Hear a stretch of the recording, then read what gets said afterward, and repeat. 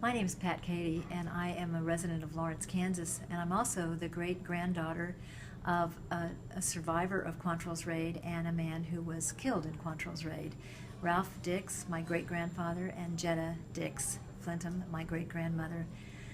We're standing in the Lawrence Public Library because this is the exact spot where my great-grandfather and grandmother, as a young married couple, had a house, and right next door on the south side was a house called the Johnson House. It was a hotel, and the people from Missouri, the border ruffians, we call them, they thought that the Johnson House was a hotbed for abolitionists, which actually wasn't true at all. But Ralph, the day of the raid, early in the morning as it happened, sought shelter over there because it was a stone building, and his house was wood frame, and unfortunately he and the other men who were trying to get away from the raiders were convinced by one of the raiders, who apparently was a very smart guy, and he convinced them that if they gave themselves up they wouldn't be killed.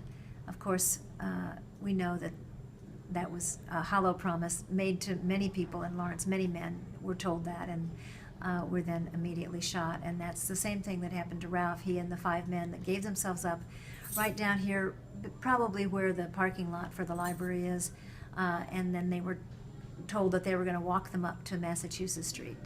They called it Up on the Street, and they walked them across the street, and probably around where the alley is behind the Eldridge house, they were shot and killed.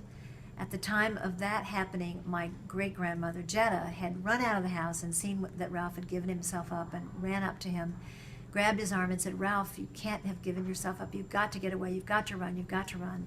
And the raiders tried to separate her from her husband by riding their horses at her, and she had to fend off the horses' heads and the horses' bodies to hold on to her husband. But there was a lot of building material laying around the floor, not the floor, but the alley, and she tripped over a stone, and when she let go, because she tripped and fell, they shot him, and his body fell right beside her as she was lying among the stones, and of course by that time it was too late.